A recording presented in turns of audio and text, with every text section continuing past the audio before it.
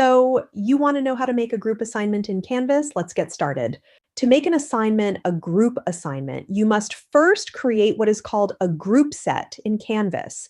Your class may have only one group set if you want students to work in only one group throughout the term. However, you can have more group sets if you want students to work in different groups for different assignments.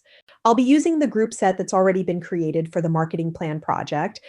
Visit the Canvas Instructor Guides to learn how to create a group set. I'm also not going to be creating new assignments in this video, but instead using already existing assignments from a current course. Okay, let's go over to an assignment that I want to make into a group assignment. Click Edit so we can get into the assignment settings. Scroll down until you get to the settings for group assignments.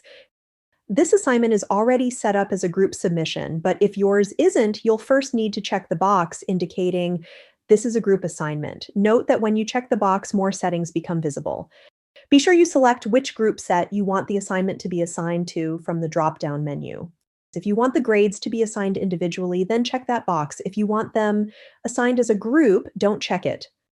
What happens if you realize that one student did not pull their weight and needs a different grade? You'll first grade the assignment as a group, then go back to these settings and check the box to assign individual grades. Once that's done, you can go back to SpeedGrader or your gradebook and change that student's grade.